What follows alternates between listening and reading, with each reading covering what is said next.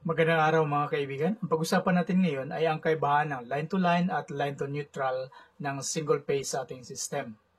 Kapag sinasabing power system, ibig sabihin ito ay galing sa generation, transmission hanggang sa distribution. Sa distribution, mayroon tayong single-phase transformer. At dito sa ating drawing, itong una ay ang single-phase two-wire system. At ang pangalawa ay ang single-phase three-wire system. At ang nominal voltage ay 230 volts. Okay? Kapag sinabing nominal voltage, yan ang reference voltage sa ating system. Pwedeng bumaba sa 220 volts at tumaas ng 240 volts. Depende sa design ng transformer. At ang 230 volts, ginamit natin sa mga calculation, lalo na sa schedule of load. Now, ang tanong, ano ang voltage sa bawat linya dito sa two-wire system? Ang voltage sa isang linya ay 0. Dito sa isang linya ay 0 rin. Bakit? Bakit 0? Kasi hindi tayo makakuha ng value ng voltage kapag isang linya lang. Okay? Ang sinusukat kapag isang linya ay ang value ng current. Ang proper na pagsukat ng voltage ay kailangan natin ng dalawang linya. At ang ginagamit pagsukat ng voltage ay itong multitester. Sa pagsukat ng voltage, isit lang natin ang selector switch dito sa voltage. At ang function, piliin natin ang EC. Okay? Then, ang isang test probe ay sa isang linya. At ang isang probe ay sa isang linya. Then, masusukat na natin ang voltage. Okay? Pero, ang iba, makakuha ng voltage sa isang linya. Ang ginagawa nila, ang isang test probe ay dito sa line. And then, ang isang test probe ay hinahawakan nila. Okay, ang masasabi ko ay hindi po ito advisable.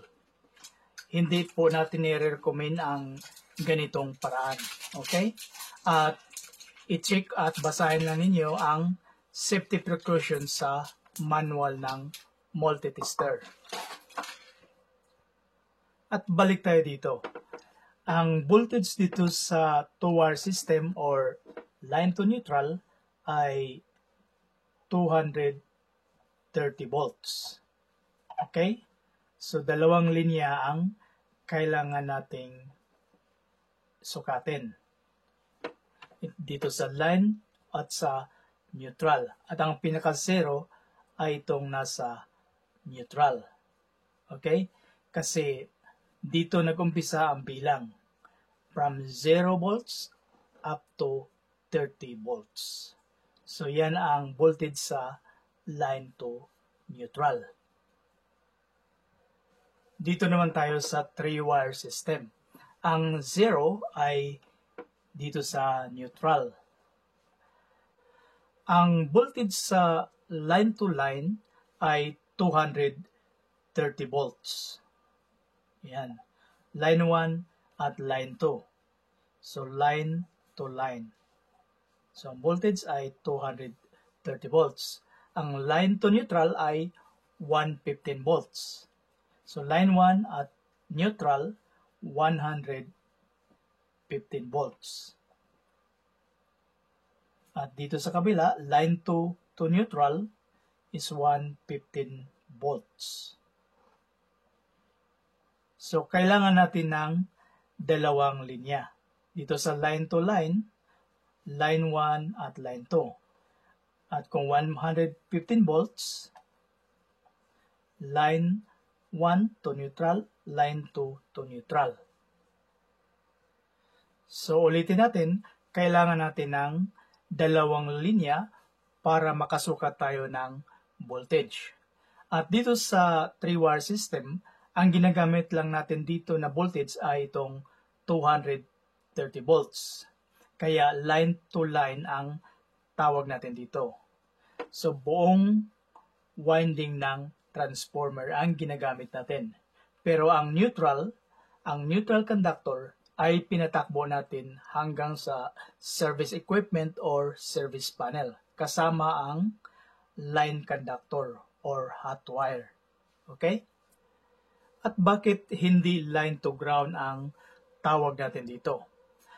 Ayon sa PEC, ang definition ng ground ay ang earth. So, ang ground ay ang lupa.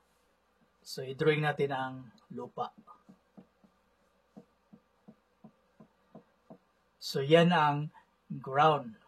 Kung tawagin nating line to ground, isipin natin na ang isang linya ay nanggaling dito sa lupa. Kaya maraming gumagawa na nagbaon ng ground rod dito sa lupa para daw makakuha ng 110 volts. At yan ang literal na line to ground.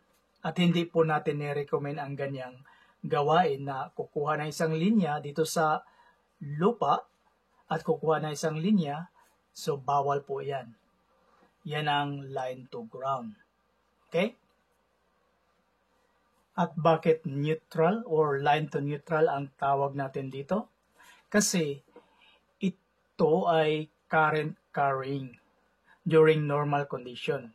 Kung may load, ito ay dinadalo yan ng current pabalik sa source. So galing sa source, pabalik sa source. So ito ay dinadalo yan ng current.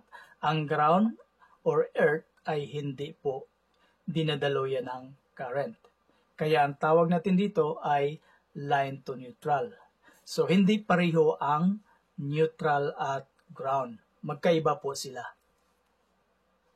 Paano naman mga kaibigan kapag itong 3-wire system gawing 2-wire system? So, ibig sabihin dito, wala nang nakatap dito sa gitna. Hindi na siya center tap. Wala nang neutral kapag gawin natin itong 2-wire system. So, i-erase natin itong nasa gitna. Itong nakatap.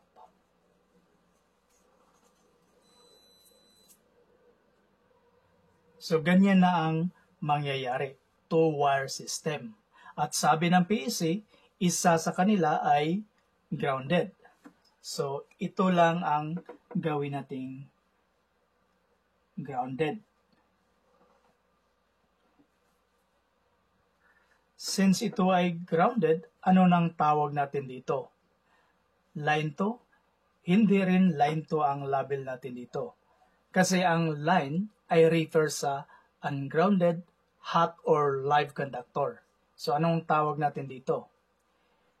Hindi din ground. Kasi ang ground ay ang lupa. So, magkaiba ang grounded at ground. Okay? Kaya ang tawag natin dito ay neutral. Line to neutral. Kasi ang katangian ng neutral or neutral conductor ay current carrying under normal condition. Kaya ang tawag natin ay neutral.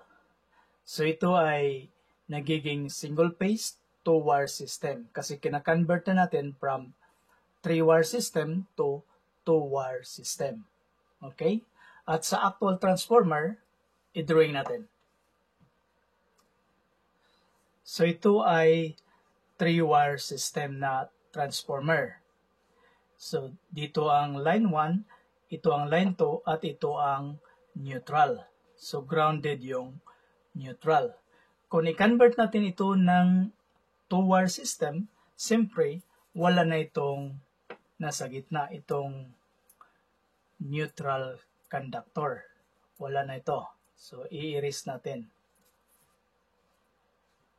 So, ang nangyari, hindi na siya center tap, kundi buong winding na ang ginagamit natin. So, ang ginagamit natin dito, diretso itong X1 at X3.